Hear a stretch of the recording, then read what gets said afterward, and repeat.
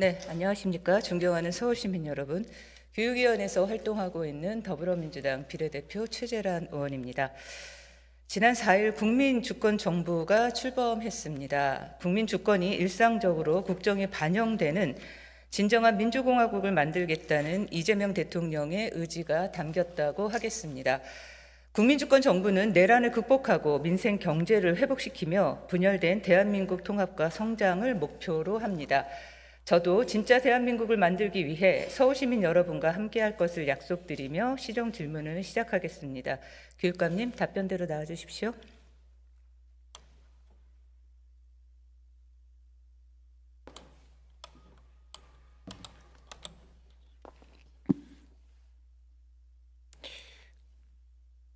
예, 네, 반갑습니다. 안녕하세요. 오늘 질문이 좀 많습니다. 그래서 좀 빠른 호흡으로 가겠습니다. 예, 양해 미리 부탁드리겠습니다. 제21대 대통령 선거가 한창이던 지난 5월 당황스러운 소식이 전해집니다. 예, 약 1만 명이 넘는 교원에게 김문수 당시 국민의힘 대통령 후보의 교육특보 임명장이 발송된 것이 그것입니다. 좋아요만 눌러도 문제 삼더니 네, 한 교원의 볼멘 소리인데요. 반론을 제기하기 좀 힘들 것 같습니다. 이게 왜냐하면요. 교육감 선거 관련 공무원법 위반 혐의 교육장들 직위 해제 촉구 결의안, 윤석열 대통령 퇴진 시국선언 교사 징계 촉구 결의안, 서울시 교육청 공무원 행동 강령 위반 혐의 충암학원 이사장 조사 촉구 건의안 등 그동안 서울시의회에서 국민의힘 의원들이 발의했던 다수의 건의안 및 결의안에 역행할 뿐 아니라 교원들에게 강력한 정치적 중립을 요구하고 책임을 물었던 것을 떠올리면 그렇다는 말입니다. 교육감님, 그동안의 일은 좀 차치하더라도 이번 사안은 피해자가 다른 사람이 아니라 교원들입니다. 서울시 교육청 소속 교원의 피해 상황이나 뭐 이런 거 파악을 하셨는지 혹은 대책을 좀 마련하고 계신지 답변을 좀 부탁드리겠습니다. 예, 이 사건이 언론 보도를 통해서 알려졌습니다마는 서울시 교육청 입장에서는 여기에 관련된 교원들이 몇 명인지 이 사건이 굉장히 광범위하고 전국적으로 발생했기 때문에 서울시 교육청 차원에서 독자적으로 이 전수 파악이나 일괄 대응에 어려움이 있습니다. 그래서 정확하게 이것과 연관된 서울시 교육청 산하 교원들이 몇 명인지는 저희들이 파악하지 못하고 있습니다. 아, 파악을 못하고 계시다고요? 예. 조사가 사실 굉장히 어려운 사안입니다. 노조들을 통해서 지금 신고가 접수된 건 없나요? 별도로 조사 신고된 것 정업 접수를 받은 적은 없습니다. 그렇군요. 뭐 지금까지 밝혀진 바에 의하면 한국교총 소속 직원 A씨가 과거 함께 근무했던 전 사무총장 B씨의 요구를 받아 회원 정보를 건넸다고 합니다. B씨가 평소 SNS를 통해 김문수 후보 지지를 표명했던 것을 볼 때 B씨가 아마도 국민의힘 측에 정보를 전달한 것이 아니냐 이런 얘기가 지금 나오고 있는데요. 관련해서 서울교총 외에 다수의 단체가 국민의힘을 고발했다고도 합니다. 이건 좀 지켜보면 될 것 같고요. 교육감님, 어쨌든 이번 사건은 교원을 정치적 홍보 대상으로 수단으로 악용한 범죄입니다. 무단으로 개인정보 수집 사용한 자들은 반드시 엄중한 법적 책임과 처벌이 있어야 된다고 생각을 하기 때문에 이 질문을 드렸고요. 정확한 피해 사실 확인이 어렵다고 하시는데 그럼 재발 방지를 위해서라도 좀 노력을 해주셔야 되지 않나 이런 말씀을 좀 드리겠습니다. 예, 이런 사태가 재발되지 않도록 노력하겠습니다. 네. 다음은 지방교육재정 교부금에 대해서 질문하겠습니다. 학령 인구 주는데 쌓이는 교부금, 흘러넘치는 교육재정, 얼마 전부터 최근까지 마치 입을 맞춘 듯 일제히 보도되는 기사 제목들입니다. 기사만 보면 전국의 교육청마다 재정이 쌓여 있는 것처럼 느껴질 정도인데요. 교육감님, 서울시 교육청은 상황이 어떻습니까? 정말 교육 재정이 남아돕니까? 예, 2022년 이후에 지방교육 개정이 남아돈다는 인식이 널리 퍼지고 있습니다. 그리고 그것은 학생 수 감소에 따라서 당연하다라고 하는 그런 여론인데요. 사실은 우리 의원님들 예산을 다 검토해 보셔서 알지만 사실은 교육 재정이 빠른 속도로 악화되고 있는 상황입니다. 우리 서울시 교육청이 2022년도에 효정 예산액이 14조 3,700억이었잖아요. 그런데 2023년도에는 13조 5천억, 2024년도에는 12조 4천억, 그리고 올해는 11조 7,900억. 그러니까 거의 1년에 1조 수준으로 삭감되고 있는 상황이어서 학생 수 감소 속도보다 더 빠른 속도로 예산이 감소되고 있는 거 아닌가. 왜 그러냐면 그 상대적으로 보면 우리 의원님들이 늘 검토했지만 교육 재정 수요가 다양하게 늘어나고 있잖아요. 근데 그런 것이 반영되지 않고 일방적으로 이렇게 교육 재정이 악화되면 우리 학생들은 어떻게 되나 이런 걱정이 태산 같습니다. 제가 뭐 슬라이드에 교육청의 입장도 좀 담았습니다. 검토해야 될 내용들이 좀 많더라고요. 뭐 어쨌든 뭐 지난 몇 년 동안 서울시 교육청 교부금이 지금 말씀하신 것처럼 줄어든 것으로 본의원도 보고를 받고 있는데 혹시 운영상의 gon란함이나 아니면 학교 현장에서 지금 이런 게 어렵습니다라고 전해지는 현장의 목소리는 없나요? 굉장히 많습니다. 특히 노후시설과 관련되어서랄지 또는 새로운 그 교육 수요 있잖아요. 그 AI 시대에 대비한 여러 가지 문제랄지 이런 것들, 그리고 체육시설과 관련된 문제랄지 이런 그 요청이 계속 들어오는데 저희들이 그 요청에 대해서 약 50 내지 60% 정도만 응답을 하고 나머지 40% 이상을 응답하지 못하는 그런 상황입니다. 그래요. 뭐 본 의원이 지역에서 받는 민원도 크게 다르지 않은 것 같습니다. 예, 이거 좀 고민이 깊은데요. 뭐 하여튼 앞서 본 의원이 유사한 내용의 기사가 좀 쏟아지고 있다 이렇게 말씀을 드렸는데 흥미로운 지점은 사실 좀 또 있습니다. 교부금이 남아 돈다는 이런 기사는 희한하게 하나같이 이 교부금을 대학에 지원해야 된다로 기결이 돼요. 희한하더라고요.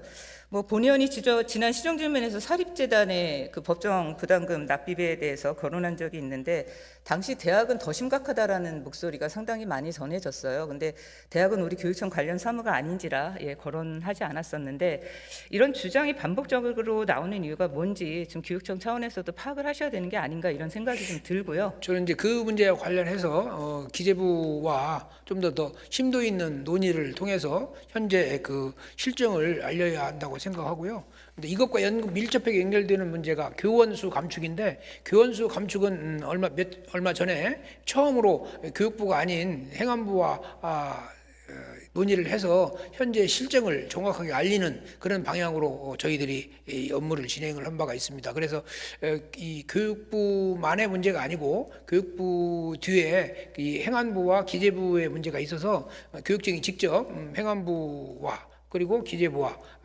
상의를 해야 하는, 그리고 실정을 정확하게 알려야 하는 그런 책무가 있다고 생각을 합니다. 제가 지금 사실은 그 요청을 좀 드리려고 했습니다. 이렇게 뭐 교육청 현실과 다른 다수의 기사가 집중적으로 보도되면 좀 적극적으로 해명도 하시고 설명도 하셔야 되는 거 아니냐. 예, 앞으로 그 그렇게 말씀을 하겠습니다. 드리려고 했는데 하고 계시네요. 예. 예, 알겠습니다. 뭐 저희 시의와도 적극 소통해 주실 것을 부탁드리고요. 이번에는 학교시설 개방 관련된 질문입니다. 예. 지난 시정질문에서 학교시설 개방 관련해서 민원 말씀드렸었어요. 기억하시죠? 예, 알고 있습니다. 예, 우리 본청의 재정과장님께서 참 많이 애써 주셔서 이게 그나마 물꼬가 좀 트이기는 했는데요. 사실은 갈 길이 멉니다. 이거 민원 해결 과정에서 주민들 굉장히 상처 많이 받으셨고요. 뭐 교육청도 마찬가지겠지만 본의원은 자괴감이라고 할까요? 굉장히 고민이 깊은 시간을 좀 보냈습니다. 이 교장 임명 후에는 임명권자인 이 교육감님도 뭘 어떻게 할 수 없는 이런 현실에 대해서 우리가 좀 장기적으로 고민을 해야 되는 게 아닌가 뭐 이런 생각도 있는데 뭐 이거는 차차 거론하기로 하고 오늘은 서울시가 책임져야 할 학교시설 개방 인센티브에 대해서 좀 질문을 하려고 합니다. 뭐 교육감님 다시 모시겠지만 잠시 좀 자리로 가셔도 좋을 것 같습니다. 잠시 자리로 예.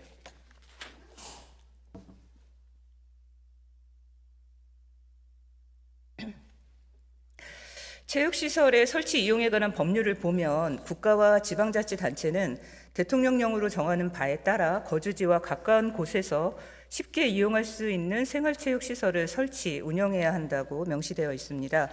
더불어 서울시는 시민의 체육활동 활성화 및 건강 증진을 도모하기 위해 생활체육시설을 확충해야 할 책무가 있습니다. 그러나 가용부지는 부족하고 천문학적인 예산 확보 등 상황이 녹록지 않죠.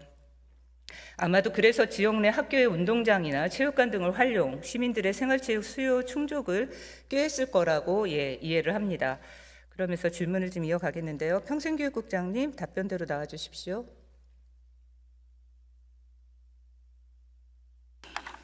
예, 평생교육국장입니다. 네, 반갑습니다, 국장님. 국장님 혹시 주민 체육 시설 하나 건축하는데 대략 얼마나 또 시기는 얼마나 이렇게 소요되는지 알고 계세요? 정확히는 이제 담당 업무라 모르겠는데요. 굉장히 그 좀 부지도 구하기 어렵고 예산도 많이 드는 거 알고 있습니다. 그래요. 제가 예를 하나 들게요. 상계동에 서울 어울림체육센터라고 있는데요. 지하 2층, 지상 3층 규모입니다. 총 사업비 770억 들었습니다. 공사기간 4년 걸리고요. 어마어마하죠? 네. 예, 서울시는 2017년부터 안정적인 학교 시설 개방 환경 조성을 위한 학교 운영비 지원 계획안을 수립을 했어요. 그래서 2020년까지 매해 30억을 지원했습니다. 코로나로 인해서 개방 실적이 좀 감소됐던 21년과 22년은 뭐 잠깐 예산이 축소가 되기는 했어요. 그런데요, 23년부터 아예 예산 편성도 안 하고 지원도 중단했습니다. 국장님, 이거 왜 이렇게 된 거죠? 이유가 뭘까요?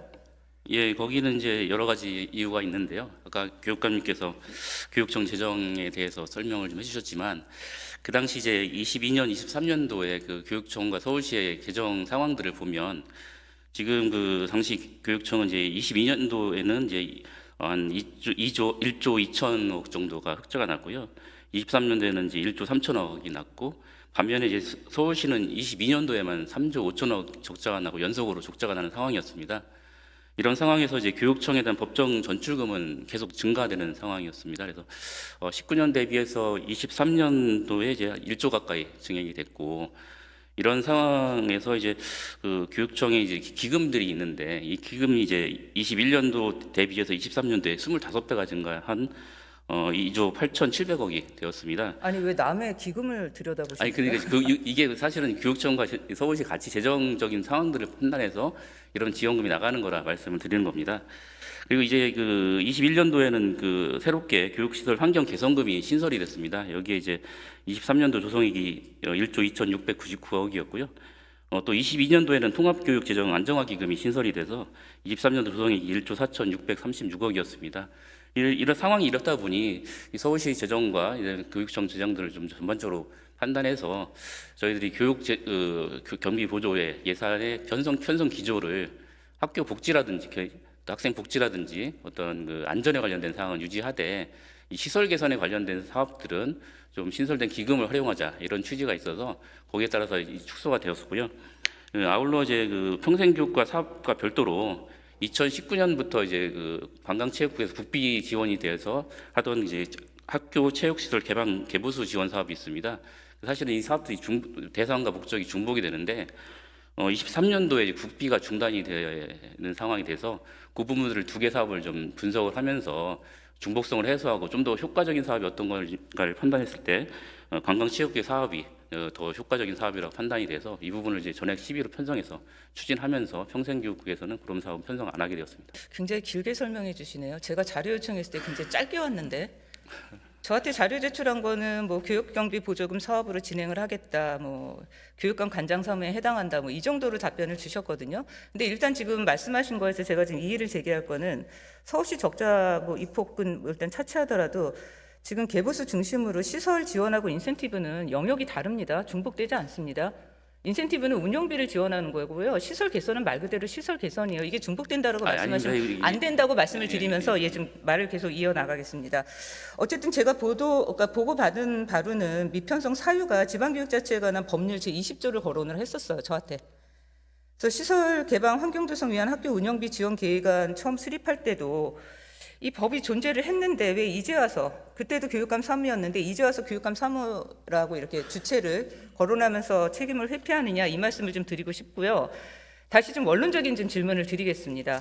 학교 시설 개방 요구를 서울시에서 했을까요? 교육청에서 했을까요? 서울시에서 했죠. 지역 주민들의 수요가 많은 걸로 알고 있습니다. 서울시에서 했습니다. 이게 무슨 의미냐면요. 부지나 이런 예산, 아까 말씀드렸던 그 어려운 상황 때문에 서울시가 아쉬워서 교육청에다가 요구한 거고요. 교육청하고 학교는 협조를 한 거예요. 그런데 이제 와서 은근슬쩍 발을 빼시는 게 이게 과연 맞겠냐, 이 말씀을 드리고 싶고, 만약 학교에서 우리 힘들어서 더 이상 학교 시설 개방 못하겠다 이러면은 주민들의 체육 수요 어떻게 감당하시려고 그러십니까? 그래서 이 부분은 이제 그 관광체육국장을 잠깐 협의를 해봤는데 그쪽 사업을 좀 더 필요하다면 좀 더 확장하거나 이런 부분이 맞지 별도의 중복된 사업을 별도로 편성하는 왜 것은 자꾸 좀 아니고. 중복이라고 하시죠? 이게 다 같이 시설비 지원입니다. 시설비랑 인센티브랑 좀 다릅니다. 좀 더 자세히 들여다보시고요. 말씀드렸듯이 체육센터 하나 건축하려면 수백, 수천억이 드는데 이걸 서울시에서 30억으로 매년 상기했던 거예요. 어떻게 보면. 이렇게 남는 장사가 어디 있습니까? 그런데 이마저도 부담하지 않겠다는 건 시장님의 책무, 그리고 교육청과의 약속, 그리고 시민들의 신뢰를 저버리는 거라고 본의원은 생각을 합니다. 그래서 굉장히 유감이다 이렇게 좀 말씀을 드리고 싶고, 어쨌든 그래서 이번에 학교 개방 우수학교 그 인센티브 예산 추경에 좀 반영해 주셨으면 좋겠다 이 말씀을 좀 드립니다. 고민 좀 진지하게 해주세요. 예, 전반적인 재정 상황을 좀 분석해서 결정해야 될 사항인 것 같습니다. 진짜 개방 안 하면 어떡하시려고 그래요? 일단 알겠습니다. 진지하게 고민하시고 답변 주세요. 예, 알겠습니다. 자리로 돌아가셔도 좋고요. 예, 오세훈 시장님, 예, 발언대로 모시겠습니다. 답변되군요. 네. 네, 안녕하세요. 네. 얼굴이 좀 빠지신 것 같습니다. 아, 그래요? 그 지지난 임시회에서 대권 출마하지 마시라고 요구했는데 정말 출마 접으실 줄 몰랐어요. 뭐 물론 본인의 본의원의 요청 때문에 그렇게 결정하신 게 아니라는 건 알고 있습니다. 다만 그동안 복잡했을 우리 시장님의 마음 이런 걸 좀 잠시 헤아려 봤다 이렇게 좀 이해를 하시면 될 것 같고요. 질문을 드리겠습니다. 방금 쭉 거론한 학교 시설 개방 관련해서 어떻게 들으셨어요? 예, 교육청 예산이 어렵다는 말씀을 여러 가지 통계 자료를 통해서 말씀하셨는데 서울시보다는 교육청이 좀 예산 상황이 여유가 있습니다. 저희가 파악하기로는 추후에 우리 교육감님하고 좀 논의를 좀 해보겠고요. 서울 시민 여러분들이 여가 시간에 체육 시설을 이용하는데 학교 시설을 개방해 주시는 건 고마운 일입니다. 거기에 예산이 교육청에서 나가던 서울시에서 나가던 어쨌든 계속해서 그 시설의 활용도를 높여가는 것은 시민 여러분들께 도움이 되는 방향이라고 생각을 하고요. 중복 사업인지 아닌지 여부는 저희가 좀 깊이 있게 들여다보겠습니다. 다만 제가 오늘 아침인가 기사를 보니까 이게 꼭 예산의 문제는 아닌 것 같더라고요. 막상 현장에서는 이제 이 체육시설을 활용함에 있어서 있던 학교의 교장 선생님들의 재량이 거의 없다 그러네요. 그래서 학교 입장에서는 상당히 좀 저하시는 현상도 있다. 이걸 분석하는 기사를 제가 오늘 아침에 본 것 같은데요. 물론 예산을 풍족하게 드리면 더 흔쾌하게 열어주시겠죠. 여러 가지 각도에서 하여튼 분석을 좀 해서 시민 여러분들 이용하시는데 불편이 없는 방향으로 교육청과 협의를 잘 하겠습니다. 사실은 시장님을 모신 이유는 그 부분에 대해서 좀 논하고 싶어서였습니다. 지금 말씀하신 것처럼 이 학교 시설 개방 관련해서 주민 민원이 끊이지 않습니다. 아마 이 자리에 앉아 계신 우리 시의원님들이 지역에서 가장 많이 받는 민원 중에 좀 속할 겁니다. 근데 그 속을 들여다보면 이 시설 개방으로 인해서 가중되는 어떤 업무, 그다음에 운영비 부담, 인센티브가 있다고 해도 그리고 개방 중에 발생하는 사건 사고에 대한 책임, 이건 지난 제가 시정 질문에서도 거론했던 건데요. 여기에 대한 어떤 부담이 크기 때문에 이런 속사정도 사실 이해는 하고 있습니다. 그래서 제가 지금 시장님에게 드리고 싶은 말씀인데요. 이 늘봄 사업, 지금 다른 의미로 좀 핫한 이 늘봄은요.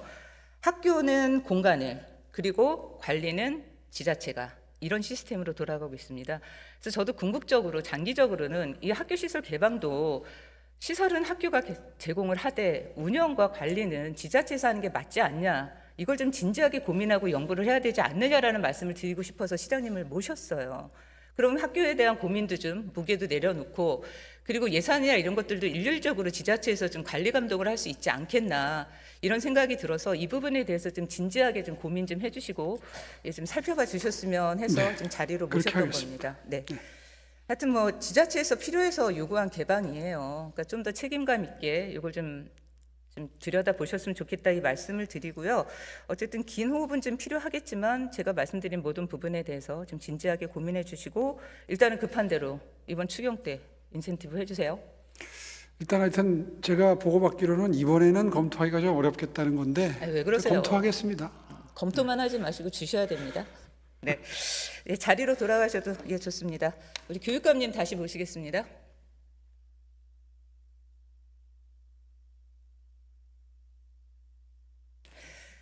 네, 교육감님. 우선 우리 네. 최재련 의원님께서 예. 제가 이 바로 옆자리에 시장님 앉아 계시지만 이렇게 말하기 어려운 부분을 말씀해 주셔서 고맙다고 먼저 말씀드리겠습니다. 저 교육위원회 위원이라서 팔이 안으로 굽어서 예, 늘봄 사태가 좀 핫합니다. 이게 근데 이 늘봄 사태가 불거진 후에 이 사업의 히스토리를 좀 제가 살펴봤어요. 1995년 5.3일 교육개혁안과 2004년 사교육 경감 대책까지 이게 좀 거슬러 올라가더라고요. 서울시 교육청 예산 현황을 보니까 기존 돌봄과 방과 후 대비해서 677억 3천만 원이 더 투입이 됐더라고요. 공간 구축도 열심을 좀 내셔서 환경 개선, 바닥 난방 개선, 별도의 학년 연구실도 예, 구축됐습니다. 사실 그동안 양천 지역에서 과밀학급 해소 위해서 모듈러 교실 좀 설치해달라고 그렇게 요구해도 이런저런 이유로 안 들어주셨거든요. 근데 공립초 565개 중에 527개 교회 공간이 구축이 됐다고 하고요. 이거를 확인하는데 정말 마음속 깊은 곳에서 예, 분노가 울분이 터졌어요. 예, 그랬습니다. 슬라이드 좀 예, 보실까요? 나라장터에서 늘봄을 검색하니까 30만 건이 넘게 보입니다. 최종 낙찰자 목록을 좀 다운을 받아서 서울시 교육청만 모아서 봤더니 1년 동안 127개 사업에 346억 원이 낙찰됐어요. 규모가 아마 이거보다 더할 거라고 봅니다. 전국을 살펴보면 10억 이상 수주받은 업체가 60여 개에 이르고 100억 이상 낙찰받은 업체도 4개 업체가 넘더라고요. 근데 좀 의아한 것은 수주액 대비 사업장의 규모입니다. 뭐 직원이 4명인 것도 있어요. 여기 슬라이드엔 담지 않았습니다. 차후에라도 제가 좀 자세히 들여다보려고 계획은 갖고 있는데요. 교육감님, 이 말도 많고 탈도 많은 늘봄 사업, 이거 법적 근거 있을까요? 없을까요? 뚜렷한 근거가 별로 없습니다. 네, 맞습니다. 없는 것으로 알고 있습니다. 이뿐 아니라 윤석열 정부가 교원과 돌봄 전담사 사이의 간극이나 현장 상황을 지금 감안하지 않고 국정 과제에 담았어요. 뭐 사업 속도도 꽤 냈습니다. 아마 그러려고 국정 과제에 포함시킨 거겠죠. 뭐 예산도 지원해야 되고 사업을 추진한 명분 그리고 동력도 필요했을 거라고 생각합니다. 시민들께서는 그러니까 프로그램 플랫폼 역할을 했던 과학창의재단 이곳이 정부 출연재단이라는 데 충격받았다는 말씀을 꽤 많이 하십니다. 리박스쿨의 댓글 공작도 공작이지만 정치적인 목적을 가지고 우리 어린아이들을 세뇌하려고 했다는 점, 거기에 대통령 국가 시책이 이용됐고 학교 내에서 이루어졌으며 그 대상이 초등 저학년이라는 것도 용서하기 힘들다 이렇게 말씀하십니다. 본 의원은 좀 다른 시각에서 말씀을 드릴게요. 이번 리박스쿨 사태의 가장 큰 문제는 학교 돌봄의 사회적 신뢰가 깨졌다는 겁니다. 지난해 급하게 도입할 당시 교사들이 프로그램 질 저하를 우려하는 목소리를 사실 냈었습니다. 근데 늘봄학교 학부모 만족도가 90%가 넘는다는 얘기가 오히려 좀 수면에 떠올랐죠. 당연히 만족도 높을 수밖에 없습니다. 필요하니까요. 어쨌든 뭐 학교나 교육청 그리고 교육부까지 이 프로그램에 대해서 인지하지도 또 걸러내지도 못했다는 거에 대해서는 반성해야 된다라고 봅니다. 이 늘봄학교를 기대하는 학부모들이 사실 굉장히 많습니다. 우리 교육감님 혹 들어보셨는지 모르겠는데요. 초등학교 1학년, 그러니까 저학년 자녀를 둔 엄마들은요, 이 시기를 경력 단절 마의 구간이라고 얘기를 합니다. 경력 단절이 가장 빈번하게 일어나는 그런 때라는 거죠. 그만큼 초등 저학년 부모들에겐 이 돌봄이 절실합니다. 교육청은 늘봄 교육에 대한 학부모의 우려를 해소하고 신뢰를 회복해야 될 과제가 생겼습니다. 교육감님, 이거 어떻게 해결하실 계획이세요? 예, 그 참 큰 숙제를 안게 되었습니다. 사실은 아까 말씀하신 대로 그 2023년도에 초등 돌봄 교실 방과 후 학교 사업비에 합치면 그 초등 돌봄 교실이 499억이었고 방과 후 학교 사업비가 79억, 합쳐서 579억이었는데 1년 사이에 648억이 증가했고 작년에는 특히 이제 그 늘봄을 위한 그 공간 구축 사업으로 약 800억 정도가 소요가 됐습니다. 그래서 매년 그 1,200억 정도의 그 예산이 들어가는데요. 근데 너무 급속하게 하다 보니까 시설은 그런 대로 뭐 어느 정도 갖추었지만 프로그램과 강사들에 대한 점검은 충분히 제도화가 되지 않았습니다. 지금 현재 늘봄의 경우에 여기에 동원되는 참여하는 강사 선생님들이 6,000명이 넘거든요. 그런데 그분들이 어떠한 자격을 갖고 있는지 적절한 분인지 아닌지를 충분히 점검할 수 있는 그런 상황이 아니어서 앞으로 시설보다도 더 중요한 것이 프로그램과 강사들에 대한 적절한 그 관리랄까요? 그 자격 관리, 경력 관리 이런 것이 필요해지고 있다고 생각이 됩니다. 그래서 앞으로 이제 이번 그 2025년도 하반기는 이 늘봄 프로그램을 어떤 방식으로 재정비할 것인가라고 하는 것이 굉장히 중요한 숙제로 다가오고 있습니다. 예. 맞습니다. 뭐 어제 늘봄에 대한 여러 가지 문제는 우리 박수빈 의원님께서 많이 거론해 주셔서 제가 중복되게 말씀은 드리지 않겠는데요. 하여튼 다시는 이런 사태가 재발되지 않도록 철저히 대비해 주실 것을 좀 부탁을 드리겠습니다. 자리로 돌아가셔도 좋습니다. 다시 한번 우리 서울시와 서울교육청이 대화할 수 있도록 기회를 주신 것에 대해서 감사드리고, 특히 우리 의원님들 많은 그 관심을 갖고 계신 학교 인조잔디 경비 문제랄지, 그다음에 그 체육관 운영 운영 비용이랄지 이런 것에서 좀 더 시와 교육청이 전진적으로 협의할 수 있도록 노력하겠습니다. 고맙습니다. 네, 감사합니다. 홍보기획관님 답변대로 보시겠습니다.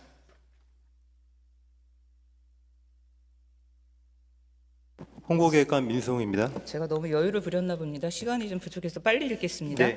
최근 한국의 언론 신뢰도가 크게 하락했습니다. 국경 없는 기자회가 매년 발표하는 세계 언론 자유 지수를 보면 윤석열 정부 출범 당시 43위였던 지수는 이듬해 47위로 하락했고 2024년엔 62위, 올해는 61위를 기록합니다. 2년 연속 문제 있음으로 분류됐습니다. 국민주권 정부 출범과 함께 언론 자유 지수도 회복될 것을 기대하며 질문을 시작하겠습니다. 기획관님, 네. 중앙부처나 지자체 혹은 공공기관 이런 출자 출연 기관 등 이런 공기업 광고할 때 한국언론진흥재단 통해서 하시죠? 네, 그렇습니다. 한국언론진흥재단 누리집을 통해서 서울시와 서울시의 광고비 집행 데이터를 좀 확인해봤습니다. 금액이 어마어마합니다. 근데 오늘은 홍보 예산에 대해서 말씀드릴 게 아니라 언론 홍보를 위한 매체 선정의 모호성, 그리고 특정 매체의 편중이 좀 의심되는 광고 집행에 대해서 거론 좀 해보려고 합니다. 기획관님, 광고 집행할 때 어떤 기준으로 매체 선정하십니까? 네, 그 인쇄 매체 같은 경우에는 저희가 이제 그 문체부 언론진흥재단 통해서 2023년에 그 권고안이 있습니다. 그런 그 기준을 참고를 하고요. 그다음에 방송 같은 경우는 방송사별 공시된 광고료나 그다음에 이제 그 방송 유용 시간대, 그다음에 방송 그 양에 따라서 또 그 고민을 하고요. 그다음에 이제 인터넷 언론사 같은 경우는 뭐 트래픽 수나 방문자 수, 조회수 이런 것들을 감안해서 저희가 진행을 하고 있습니다. 그렇죠. 일간지 열동열 이렇게 반영 지표 현황이라는 것이 있더라고요. 이거 서울시에서 제출한 건데요. 이 네. 지표를 보면은 매체 열동률과 영향력을 담은 효과성, 사회적 책임을 다하는 신뢰성을 종합해 배점을 하는데, 이 신뢰성이 언론중재 결과 20%가 포함이 됩니다. 그런데 좀 상식적으로 이해할 수 없는 매출 순위가 적잖이 좀 눈에 띕니다. 최근 4년 동안 주요 일간지가 서울시에서 광고 집행한 총액을 제가 좀 다운받아서 합계를 내봤어요. 지표상으로는 1위가 한겨레 신문이더라고요. 근데 광고 집행 총액 순위가 11위에 멈춰 있습니다. 수주를 잘 못 받았다는 의미입니다. 그에 반해서 제가 땡땡 처리를 하긴 했지만 12위는 매출 총액 7위에 올라가 있고요. 12위 매체는 매출 총액이 2위에 올라가 있습니다. 이 지표 총점이 한참 낮은 매체가 서울시에서 광고를 더 많이 수주했다라는 거예요. 제가 이해를 못하는 이유가 여기 있습니다. 그리고 아시겠지만 업체별 단가 다르잖아요. 급수에 따라서. 그러면 이것까지 감안하면 광고 수주 횟수 차는 더 벌어진다, 이렇게 본의원은 봅니다. 그리고 최근 뉴스토마토 광고 수주가 급격히 줄고 있다는 얘기가 들려요. 근데 중단된 건 아닌 것 같아요. 근데 명태균 게이트 보도 후에 그렇게 됐다고 하던데 이런 건 사실이 아닐 거라고 그렇게 좀 생각을 하겠습니다. 인터넷 매체 광고 집행도 흥미롭습니다. 스브스 뉴스, 비디오머그, JTBC, 헤이뉴스 등이 꾸준히 광고를 수주하는데 이 14F라는 데가 있어요. MBC입니다. 23년 이후로 광고 수주가 안 보여요. 이것도 한번 좀 확인 좀 해주시고요. 인사이트하고 위키트리 좀 보겠습니다. 언중이 시정공고 1, 2위를 달릴 뿐 아니라 저널리즘 윤리 문제로 늘 거론되는 매체들이에요. 혹자는 기생 언론이라고 아주 강하게 비판까지 하던데, 이런 매체에 서울시 광고를 발주하는 게 과연 적절할까? 본의원은 좀 그런 고민을 좀 했습니다. 왜냐하면 시정 신뢰도에도 영향을 끼치지 않을까라는 우려 때문이에요. 기사형 광고 적발 상위 10개사도 좀 유심히 봐주셨으면 좋겠습니다. 명확한 기준 없이 광고 발주할 거면 우리 주요 일간지 열동률들 같은 이런 지표 필요 없지 않을까, 그런 생각이 들었어요. 배점표를 좀 제대로 적용해서 운영하는 게 필요하지 않겠나, 이런 말씀을 좀 드리고 싶고요. 뭐 이래서 뭐 우리 서울시하고 친한 곳만 광고 받는 거 아니냐 이런 말이 나오는 것 같아요. 그렇지 않을 거라고. 네, 그렇지는 않습니다. 예, 제가 그렇게 이해하겠습니다. 하여튼 공정한 광고비 집행을 위해서 그동안 했던 집행 좀 전반적으로 점검해 주시고요. 그리고 기준에 맞게 좀 가이드라인을 다시 잘 설정하셔서 누가 봐도 아, 이게 좀 이해가 된다 이렇게 좀 준비해 주셨으면 좋겠습니다. 네. 예, 뭐 한국언론진흥재단 접속하면 늘 보일 수 있더라고요. 본의원도 좀 지속적으로 점검하겠습니다. 하여튼 저는 그렇게 생각해요. 서울시정은 신뢰받는 언론 매체에 홍보하셨으면 좋겠다. 제가 한 말씀만 좀 드려도 될까요? 싫은데요. 하세요. 네네네. 이게 이제 그 매체 광고 이제 저희가 홍보 광고인데요. 그게 좀 그 아까 말씀하신 그 기준은 참고 사항이고요. 이제 이게 그 매체 위상이라든가 이제 미디어 환경이 계속 변화하고 그다음에 저희가 이제 홍보 소재에 따라서 그 유형이라든가 뭐 이런 것들을 선정을 하는 데 있어서 좀 종합적으로 저희가 결정을 하고 있습니다. 그래서 그러다 보니까 저 기준과 약간 안 맞을 수도 있는데요.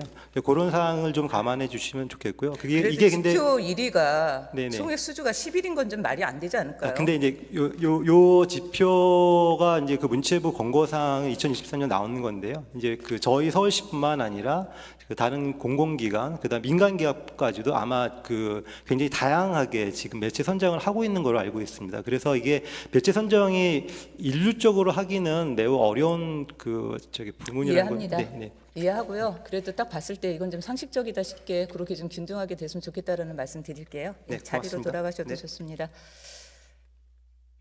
시간이 부족해서 못할 줄 알았는데 좀 짧게 해야 되겠습니다. 우리 시장님 답변대로 한 번만 더 보실게요.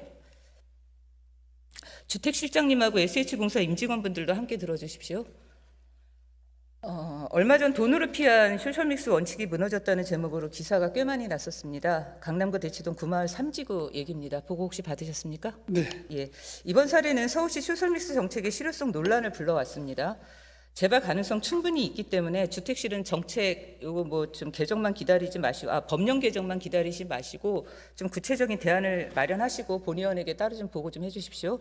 그 시장님 전에 제가 언제 그 시장님하고 이 혼합단지 소셜믹스에 대해서 진지하게 논하고 싶다고 말씀을 드렸는데 오늘은 좀 시간이 부족해서 그렇게는 못할 것 같고 몇 가지 좀 질문 드릴게요. 우선 완전한 동호수 혼합 배치라는 서울시의 이 소셜믹스 정책 기조 변함 없습니까? 큰 틀에서 제 소신이기도 합니다. 알겠습니다. 장기 전세 얘기를 좀 하겠습니다. 우리가 시프트라고도 하죠. 우리 시장님의 대표적인 그 성공의 정책으로 저도 굉장히 좋아하고 있는데 그동안 서울시는 장기 전세 분양 전환이 없다라는 그런 입장이었어요. 그런데 장기 전세 버전 2라고 할 수 있는 미리 내지 공급 계획 보니까 출산 자녀 수에 따라서 거주 기간을 연장하거나 또는 우선 매수 청구권을 부여하겠다고 합니다. 제가 이 우선 매수 청구권을 좀 유의 깊게 봤습니다. 이게 분양 전환이거든요. 네. 예. 현재 장기 전세 거주하고 있는 세대에 대한 역차별은 괜찮을까 이런 고민도 좀 됐고요. 제가 이 고민을 왜 하냐면 이게 20년 후에 분양 전환되는 거 아니냐고 저에게 정말 많은 분들이 물어보셨어요. 제가 혼합단지에 거주했기 때문에 아마 그런 것 같습니다. 그때마다 제가 그렇지 않다라고 답변을 드렸는데 제가 거짓말쟁이가 되게 생겼고 기존에 계시던 분들 우리도 분양 전환되는 거 아니냐라는 어떤 좀 혼동, 민원 이게 좀 우려가 돼요. 그래서 제가 좀 물어본 건데 결국은 분양 전환이지 않습니까? 글쎄요. 뭐 차이를 잘 아실 텐데 굳이 그거를 그렇게 분양 전환이다 이렇게 정의를 하시면 설명을 드릴 수밖에 없죠. 저출생 문제는 국가적인 난제입니다. 그리고 저희가 뭐 수십 가지 저출생 대책을 내놓고 있습니다만은 뭐 정책들마다 영향을 미치는 게 조금씩 편차가 있겠는데 저희들이 지금까지 점검한 바에 의하면 주거 문제가 가장 영향을 많이 미치고 있고요. 정책의 실효성 측면이나 결혼 여부를 결정하는 데 있어서 주거 문제를 해결해 드리면 결혼을 결심하고 출산을 결심할 확률이 매우 높습니다. 그것은 이미 장기 전세주택에 거주하시는 분들이 그 보여주었던 출생률로 네. 과학적인 검증도 통계적으로 되었습니다. 동의합니다. 그렇다면 이제 선택의 문제죠. 기존에 들어오셨던 분들은 처음에 들어올 때 계약이 20년 뒤에까지는 충분한 시간을 가지고 재산을 축적하셔서 본인의 노력으로 주거를 마련하고 나가시는 것을 원칙으로 계약을 했습니다. 약속은 지켜져야 됩니다. 미래의 집은 마련될 때부터 제도의 설계가 1명, 2명, 3명 그 출산이 늘 때마다 주거에 관한 부담을 덜어드리고 전국적으로는 출산을 유도할 수 있도록 설계가 되었습니다. 이것을 평면적으로 비교하는 것은 저는 동의할 수가 없는 거죠. 그 장기 전세 얘기하셨으니까 조금 더 말씀을 드릴게요. 장기 전세 거주하시는 부부 중에 외벌이 많은 거 혹시 알고 계세요? 이게 맞벌이를 할 경우에 소득이 잡히면은 할증이 되거나 퇴거해야 돼서 소득이 잡히지 않는 음성적인 그런 단기 아르바이트를 많이 합니다. 근데 이런 상황에서 장기 전세 입주할 당시에 뭐 자기 자본으로 들어오셨으면 좋겠지만 대부분 대출 끼고 들어오거든요. 대출금 상환해야죠. 이자 납부해야죠. 거기다 2년에 한 번씩 오르는 5% 보증금 그거 준비해야죠. 거기다 뭐 다자녀 같은 경우 4, 5인 가구 생활비 부담해야죠. 이런 상황에서 20년 후에 퇴거해야 되는 거 알면서도 현 보증금으로 또 인근 이주 절대 못한다는 거 알고 있음에도 불구하고 현실적으로 이 주택자금 마련이 쉽지 않다라는 거예요. 이걸 좀 이해해 주셨으면 좋겠고, 그래서 본의원이 전반기에 주택공간위원회에 있을 때 지속적으로 요구했던 것 중에 하나가 이 생애주기를 고려해서 20년 뒤에 퇴거 시기가 도래하는 그때가 우리가 찬찬히 들여다보면 아이들이 한참 성장해서 청소년기, 중고등학교 다닐 때도 많습니다. 결혼해서 아이를 낳을 때도 있지만 아이들이 저학년 때 들어와서도 그렇기도 하고요. 굉장히 다양한데 제가 직접 봐서 말씀드리는 거예요. 청소년기 아이들이 이사를 해야 되고 전학을 해야 되고 이런 삶의 변화가 아이들에게 바람직하지 않기 때문에 이 퇴거 시기를 좀 확대해줘서 늘려줘라라는 얘기를 굉장히 많이 했었어요. 이거는 지금 시장님께서 말씀하시는 기조랑 동일합니다. 그래서 본의원은 이 우선 매수 청구권 부여하는 것보다 거주기간 확대를 좀 더 현실적으로 고민해 주셨으면 좋겠다, 그 말씀을 드리는 거예요. 저는 그 문제에 대해서는 입장이 분명합니다. 제가 그동안 지켜온 바로는 장기 전세주택 입주자분들의 상당 비율이 20년이 채 되기도 전에 자가를 마련해서 나가시는 비율이 상당히 높습니다. 생각보다. 지금 뭐 여러 가지 어려운 사정에 처한 분들 예를 주로 많이 드셨습니다만은 뭐 일률적으로 말씀드릴 수는 없겠죠. 그러나 상당히 낮은 주거비를 부담하시면서 20년 동안 지낼 수 있게 해드리면서 그 기간 동안 자립해서 본인들의 자가를 마련하셔서 나가셔야 또 비슷한 처지의 다른 분들께 기회가 갑니다. 우리 사회가 안고 있는 고질적인 문제가 한번 무엇인가 국가적인 정책의 수혜를 받기 시작하면 그게 이제 기득권화 되는 겁니다. 그렇게 되면 뭐 정부가 재원의 여유만 있으면 충분히 그렇게 해드리면 좋은데 비슷한 처지에 혹은 그보다 열악한 처지에 계시는 분들도 계속해서 생겨나기 때문에 그분들에 대한 배려가 아무래도 줄어들 수밖에 없는 것이죠. 이렇게 이런 자리에서 이런 깊이 있는 토론을 하게 되면 아무래도 온정주의적이고 뭔가 그분들께 더 혜택을 늘려드리는 말씀을 하시는 분이 굉장히 따뜻하게 느껴지는데요.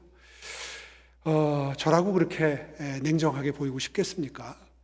그런데 이 제도를 창안하고 설계한 장본인으로서 저는 이 제도가 전국화되기를 바라고, 그리고 그 제도의 혜택을 받는 분들 숫자가 앞으로도 많이 늘어났으면 좋겠습니다.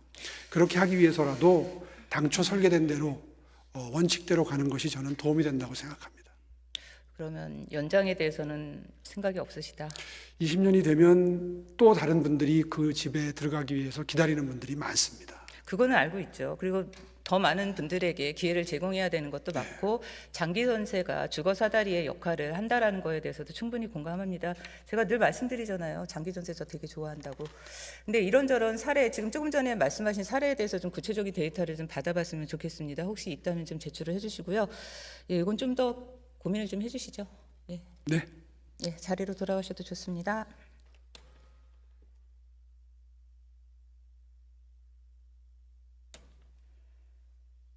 네, 지난 330회 임시의 시정 질문이 무산됐었습니다. 국민의힘은 5월 1일 근로자의 날 회의 강행이 공공기관 근로자들의 강제 근무 논란을 불러올 수 있다는 이유를 들었던 기억입니다. 솔직히 국민의힘 의원님들이 시청과 시의 근로자들을 이렇게 생각하시는지 몰랐습니다. 그래서 이번 정례회의 기대가 컸습니다. 적어도 근로자의 날을 보장하는 조례를 발의하거나 개선책을 촉구 또는 건의하지 않을까 싶었기 때문입니다. 아쉽게도 그런 내용은 없는 것으로 확인됩니다. 결국 대통령 선거 출마를 포기한 오세훈 시장님의 심기보호가 목적이었다는 것을 스스로 드러낸 것이 아니냐, 이런 좀 유감을 표명을 하면서 적어도 근로자 핑계를 대면서까지 실용질문 무산시키셨으면 적어도 구색이라도 좀 맞추는 성의는 보이셨어야 되지 않나, 이런 생각이 좀 듭니다. 뭐 이렇게 성의가 없으십니까? 어쨌든 괜히 거론된 직원들에게 미안한 마음을 좀 가지셔야 되는 게 아니냐, 이런 깊은 유감을 표명하면서 발언을 마치겠습니다. 지금까지 언제나 시민편 최재란이었습니다. 들어주셔서 감사합니다.